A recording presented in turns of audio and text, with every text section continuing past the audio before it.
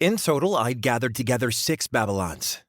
They were the garden, the workshop, the alchemy lab, the hangar, the rampart, and the tower.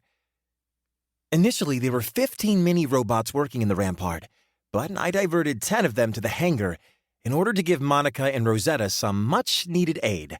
They were thankful for the reduced workload. I brought Leora and Noelle to Zonic's dressing room and told them they could choose anything they liked. Leora picked a blazer, while Noelle chose a jersey. Why'd you choose that of all things? Whatever. I guess if they like it, then that's fine. The day had finally come for Brunhild's guild hall to finish construction, so I wandered over to give it an inspection.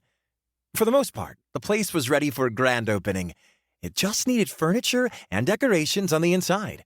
I was especially impressed with the craftsmanship. Apparently, people were quite eager and passionate about the guild hall being opened, because it was one in a territory belonging to a Grand Duke who had his roots in guild adventuring. I thought that was fine, but I didn't really expect too many adventurers to show up.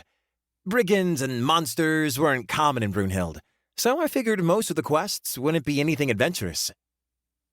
Hell, the place was smack bang in the middle of Regulus and Belfast, so it wouldn't have surprised me much if we didn't get any monster-killing quests at all.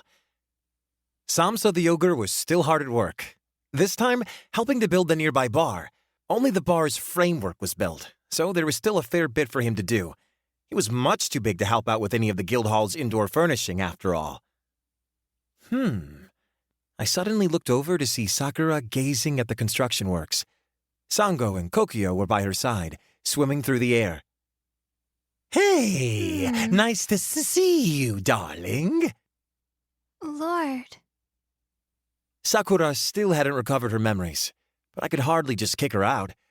I decided it'd be best to let her stay in the castle as my guest. Despite her quiet nature, she was actually quite active and outgoing. I asked Sango and Kokyo to accompany her just in case she found herself in trouble or wandered off too far. "What brings you guys here?" "We were at Moon Reader until just a while ago. We were walking home, but when we got here, the girl simply stopped moving and began staring." Kokyo answered my question rather than Sakura. "You guys were at Moon Reader? Who paid for the food?" "The manager just said it'd be fine putting it on your tab." Tisk, that's annoying, even by her standards. Then again, the Moon Reader branch over here is pretty much a store operated by the government, so it's fine. So, what's Sakura doing now exactly? Watching. Sakura suddenly murmured something and pointed over at Samsa the Ogre. He was hauling timber with a big smile on his face. What? Something on his face? He's demonkin, but nobody minds. It's strange. Ah, I see. So that's what's got her curious. I'll admit, it's definitely weird for demonkin to work together peacefully with humans. In most cases, humans are scared of demonkin and their ilk, which makes both species avoid the other. Outside of Brunhild, I hadn't witnessed another place where man and demonkin laughed together or shared drinks together.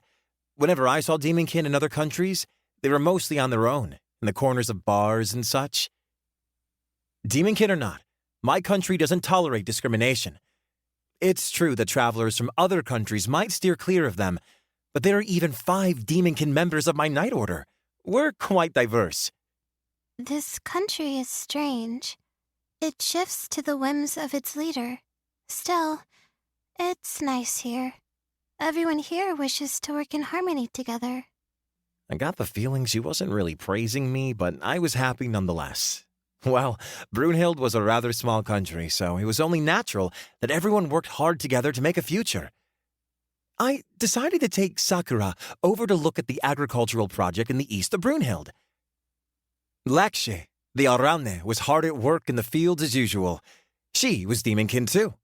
To keep listening to this audiobook, I've left you a link in the description so you can do it, at no cost thanks to Audible's 30-day free trial.